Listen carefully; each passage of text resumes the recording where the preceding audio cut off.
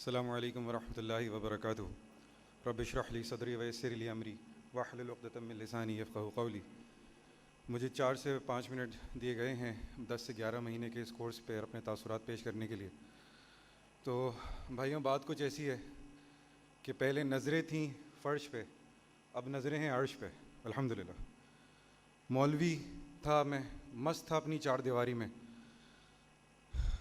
پھر مسلم کا تصور سمجھ آنے لگا.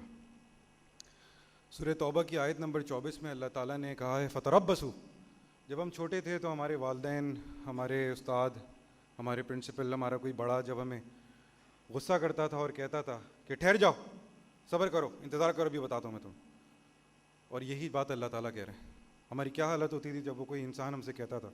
اللہ تعالیٰ سورہ توبہ آیت نمبر 24 میں فرماتے ہیں، اے نبی صلی اللہ علیہ وسلم ان سے کہہ دیجئے کہ اگر تمہارے باپ، تمہارے بیٹے، تمہارے بھائی، تمہاری بیویاں، تمہارے رشتہ دار اور وہ مال جو تم نے بہت محنت سے کمائے ہیں، اور وہ تجارت جس کے مندے کا تمہیں خطرہ رہتا ہے، اور وہ مکانات جو تمہیں بہت پسند ہیں، اگر یہ سب چیزیں تمہیں محبوب تر ہیں اللہ اور اس کے رسول صلی اللہ علیہ وسلم سے اور اس کے رستے میں جہاد سے، تو انتظار کرو یہاں تک کہ اللہ اپنا فیصلہ سنا دے. اور اللہ ایسے فاسقوں کو رایاب نہیں کرتا. میں بھی انہی محبتوں میں گھرا ہوا تھا، حب الدنیا و کراہیت الموت کا شکار تھا، لیکن اب اپنی گاڑی میں اپنا کفن لے کر پھرتا ہوں. ایک اور کفن لیا تھا، اپنے بیڈ کے نیچے رکھا تھا اپنی یاد دہانی کے لیے. وہ غلطی سے میری بیگم نے دیکھ لیا اور بڑا ناراض ہوئی. تو بعد میں پتہ ہی چلا کہ وہ میں زنانہ کفن لے آیا تھا. خیر، تو نیکی کا تصور سمجھ آنے لگا. حزب الشیطان اور حزب اللہ کا تصور سمجھ میں آنے لگا. رات کو سوتے سے پہلے یہ تصور، یہ سوچنا کہ میں حزب الشیطان میں رہا یا حزب اللہ میں اپنا شمار کیا، یہ فکرات اجاگر ہونے لگیں. یہ سب اس کورس کے دورانیے کی فکرات ہیں اور اس سے اجاگر ہوتا دل میں احساسات ہیں. الحمدللہ.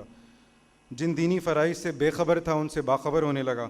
تھاٹ پروسیس چینج ہونے لگا. محدود دینی تصور کی گرہیں کھلنے لگی.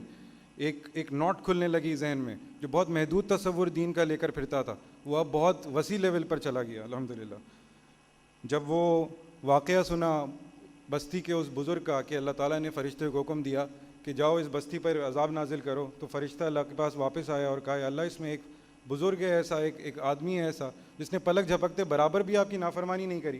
تو اللہ تعالیٰ نے کہا سب سے پہلے اسی سے شروع کرو، اس لیے کیونکہ اس کے سامنے میری نافرمانیاں ہو رہی تھیں، میرے جلال و کرام کے اگینسٹ بات ہو رہی تھی اور اس پہ کوئی جلاٹ، کوئی فرسٹریشن طاری نہیں ہو رہی تھی. تو پھر اندازہ ہوا کہ اپنی چار دیواری سے نکل کر امر بالمعروف اور نہی عن المنکر کا کردار مجھ پہ کتنا ضروری ہے. پھر اسی طریقے سے ہمارے استاد نے ایک واقعہ سنایا کہ ایک بابا جی تھے، ان کو میٹھے کا بہت شوق تھا، ان کے پاس پیسے نہیں تھے. کسی نے ایک دن آ کے ان کو کچھ سکے ہاتھ میں پکڑا دیے، تو وہ بڑے خوشی مٹھائی کی دکان پر گئے اور اس مٹھائی والے سے کہا وہ جو تمہارے پیچھے برفی رکھی ہے وہ دے دو. مٹھائی والے نے وہ سکے اپنے ہاتھ میں لیے اور کہا بابا جی یہ تو کھوٹے ہیں. تو بابا جی بہت رونے لگے پھوٹ کے. تو اس مٹھائی والے نے کہا کہ بابا جی آپ روئے نہیں، یہ مٹھائی میں آپ کو ایسی دے دیتا ہوں. اس نے کہا میں تیری مٹھائی پہ نہیں رو رہا، میں تو اس بات پہ رو رہا ہوں کہ اگر قیامت کے روز جو نیک اعمال کر کے گیا اللہ نے اپنے ہاتھ میں لیے اور وہ اچھال کے کہا کہ یہ تو کھوٹے ہیں، تو میں کہاں جاؤں گا. یہ چیزوں کا احساس جب ہوا تو فکرات بڑھیں. پھر جو اپنی اولاد کے لیے پرائرٹیز تھیں، اپنے لیے پرائرٹیز تھیں، الحمدللہ وہ چینج ہونے لگی.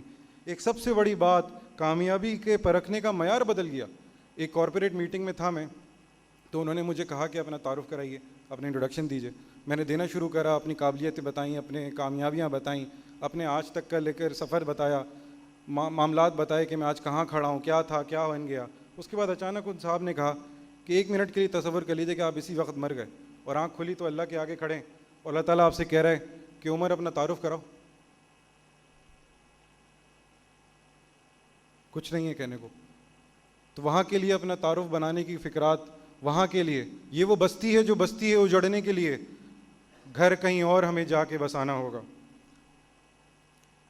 جن لوگوں نے یہ کورس کر لیا ہے، جو میرے بھائی وہاں بیٹھے ہیں اس طرف، بڑی آزمائش ہے اب ہم پر.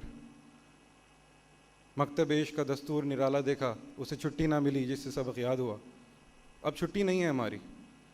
تیرا پیر بھی، تیرا اتوار بھی تیرا نہیں، تیری صبح بھی، تیری رات بھی تیرا نہیں. بس اب صدائے حق لگائے جا. انشاءاللہ مل کر اس پہ آگے قدم بڑھائیں گے. اور جو حضرات اس میں ارادہ کرا ہے اس کورس کو آگے جوائن کرنے کے لیے، ان سے گزارش یہ ہے کہ وقت نہیں نکالیں گے تو وقت نہیں نکلے گا، وقت نکالنا پڑے گا انشاءاللہ، اور وقت نکالیں گے اللہ کے دین کے لیے جو اصل میں ہماری اپنی کامیابی کے لیے ہے۔ اللہ تعالیٰ سے دعا ہے کہ اللہ تعالیٰ اس دنیا میں ہمیں ضائع ہونے سے بچا لے، آمین۔ وآخر دعوانا الحمدللہ رب العالمین۔